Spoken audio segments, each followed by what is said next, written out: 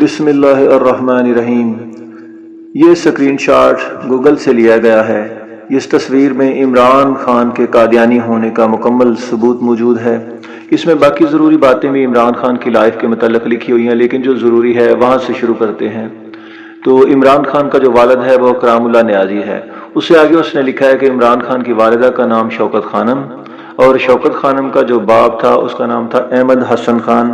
احمد حسن خان جو ہے یہ العلانیہ قادیانی تھا۔ احمد حسن خان کا جو باپ تھا منشی گوہر علی خان، وہ بھی العلانیہ قادیانی تھا، اور مرزا غلام قادیانی کے ماننے والوں میں سے اس کا نمبر 15واں تھا۔ مرزا غلام قادیانی نے اپنے نام نہاد جھوٹے 313 صحاب بدر جو بنائے ہوئے تھے، ان میں منشی گوہر علی خان کا نام 15ویں نمبر پر اس نے اپنی کتاب روحانی خزائن میں بھی لکھا ہوا ہے۔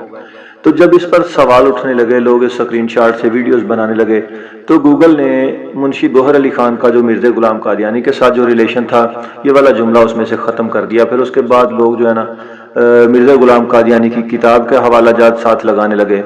تو انہوں نے کیا کیا کہ منشی گوہر علی جو عمران خان کی والدہ کا دادا ہے، اس کا نام احمد شاہ کر دیا، یعنی کہ باپ کا نام احمد شاہ اور بیٹے کا نام احمد خان۔ نام باپ بیٹے کا سیم ہے اور برادریوں میں فرق ہے، باپ شاہ ہے اور بیٹا خان ہے۔ پھر انہوں نے یہ غلطی کی، تو اس کے بعد تقریباً یہ 2-3-4 سال کے درمیان میں یہ سارا جو ہے نا یہ تبدیلیاں ہوتی رہیں۔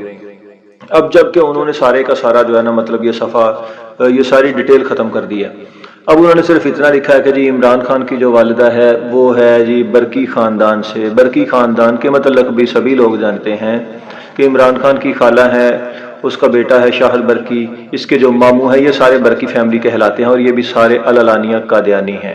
اچھا، ایک چیز میں کلیئر کروں پہلے کہ عمران خان کی والدہ کا دادا جو منشی گوہر علی خان، یہ پہلے خاندان میں سے منشی گوہر پہلا قادیانی تھا۔ پھر اس کی جو اولاد میں سے احمد حسن خان جو وہ بھی قادیانی تھا، اس میں سے پھر شوکت خانم پیدا ہوئی، عمران خان کی والدہ، ان کی ایک خالہ، ان کے ماموں، تو باقی سارے کے سارے العلانیہ قادیانی ہیں۔ لیکن عمران خان کی جو والدہ ہے اگر وہ قادیانی نہیں ہے تو پھر اس نے اسلام قبول کیا ہوگا جب اس نے کرام اللہ نیازی سے شادی کی۔ دو ہی طریقے ہوتے ہیں، قادیانی یا تو بندے کو قادیانی کر کے پھر اسے رشتہ دیتے ہیں، تو یا پھر دوسری بات یہ ہے کہ اس لڑکی نے اسلام قبول کر لیا اور کسی مسلمان سے شادی کر لی۔ اگر تو شوکت خانم نے اسلام قبول کیا تو اس کی کوئی نہ کوئی تفصیلات جو ہے وہ یہ عمران خان پیش کر سکتا ہے تو پیش کر دے، اور یا پھر کوئی عمران خان کا ماننے والا جو ہے وہ کوئی اس کی تفصیلات دے۔